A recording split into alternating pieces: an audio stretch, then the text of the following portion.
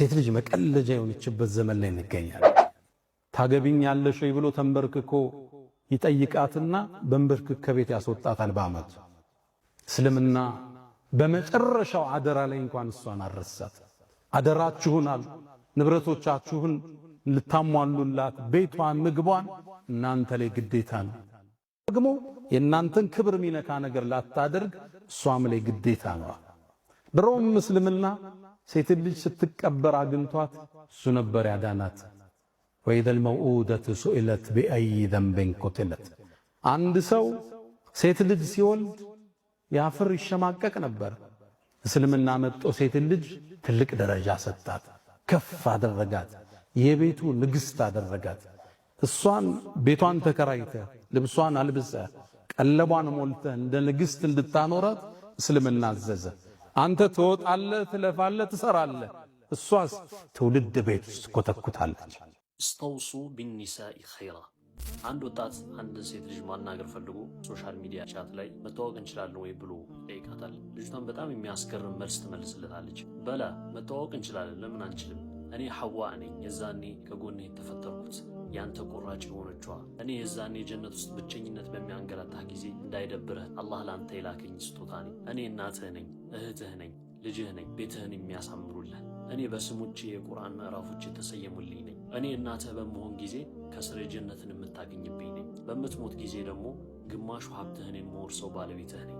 እኔ ያቺ ነቢያችን ዓለይሂ ሰላቱ ወሰላም ኢስተውሱ ቢኒሳኢ ኸይራ ብለው በሷ አደራ ያሉባት ሴት ነኝ። እኔ አላህ ስብሓንሁ ወተዓላ ፈኩሊ ወሽረቢ ወቀሪ ዓይና ብሎ ያለኝ ነኝ። እኔ ያቺ ጥሩ ሴት ሆና ከ1000 ጥሩ ካልሆኑ ወጣቶች የምበልጠዋ ነኝ። ቀልድና ዛዛታ ጨዋታ የምትፈልግ ከሆነ የቀልድና የጨዋታ ግሩፖች ላይ ሂደህ መዝናናት ትችላለህ።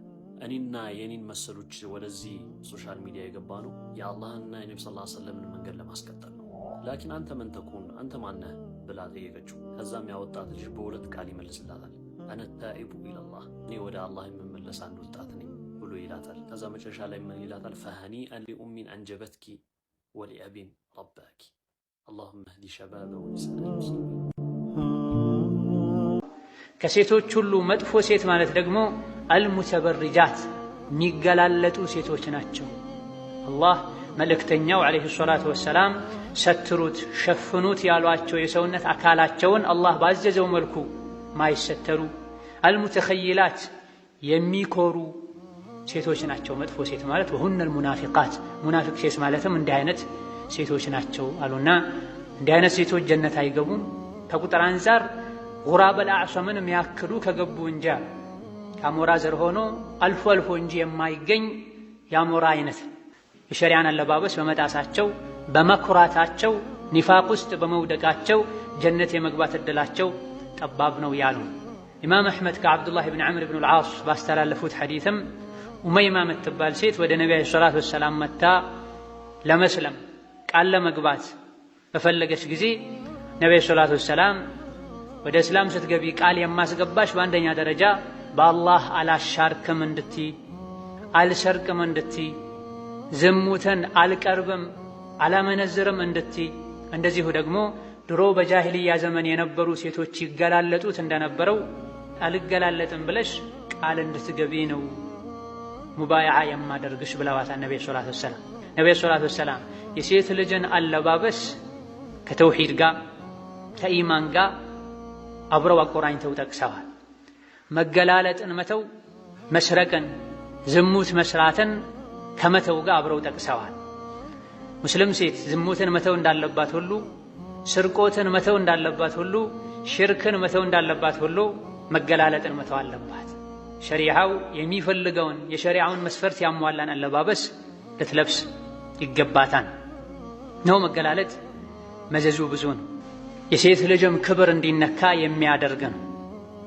ለቤተሰቦቿም ጭምር ውርደትን የሚያስከትል ነው።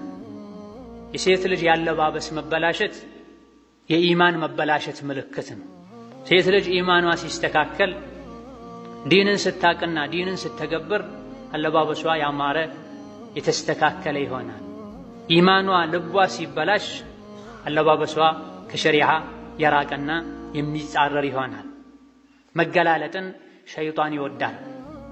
መገላለጥን አኼራ ማያሳስባቸው ዱንያ ላይ ብቻ የፈለጉትን አድርገው ተዝናንተው መኖር የሚፈልጉ ካፍሮች፣ ሙናፊቆች ይወዳሉ። አላህ በተከበረው ቃሉ እናንተ የሰው ልጆች ሆይ ጠላታችሁ ሸይጣን እንዳይፈትናችሁ አባታችሁን አደምን ከጀነት እንዳስወጣው ሁሉ መጀመሪያ ጀነት ላይ በሰላም ሁሉ ነገር ተሟልቶላቸው እየኖሩ አባታችሁ አደምን ከጀነት ያስወጣው በወንጀል ነው። በሰሩት ወንጀል ምክንያት ልብሳቸው ወልቋል። አላህ አልብሷቸው የነበረ ገመናቸውን የሚሰትረው ልብሳቸው አትብሉ የተባሉትን ዛፍ በበሉ በነኩ ጊዜ ልብሳቸው ወልቋል። እዚህ ዱንያ ላይ ያንኑ እኛ ላይ መድገም ይፈልጋል ሸይጣን። ሰዎች አላህ ያዛቸውን አይነት ልብስ እንዳይለብሱ ይፈልጋልና የንዘዑ ዐንሁማ ሊባሰሁማ ሊዩሪየሁማ ሰውአቲሂማ። ያኔ ወንጀል በመስራት የአደምን የሰው ልጆችን አባት ልብስ እንዲወልቅ አውራቸው እንዲታይ እንዳደረገው እዚህ ዛሬ ዱንያ ላይም ሴት ልጅ አላህ ተባረከ ወተዓላ እንድትሸፍነው እንድትለብሰው ያዘዛትን ሰውነቷን እንዲገለጥ ያደርጋልና ይሄን በማድረግ ሸይጣን አትታዘዙ፣ ፈተና ላይ ትወድቃላችሁ ብለዋል። አላህ ሴት ልጅ እንዴት እንዳከበራትና እንዳላቃት ብታውቅ ኖሮ ያ የሚማርክና የሚያምር ውበትና ቁንጅናዋን የምታሳየው ለዚያ ለተፈቀደላት አካል ብቻ ይሆን ነበር አሉ።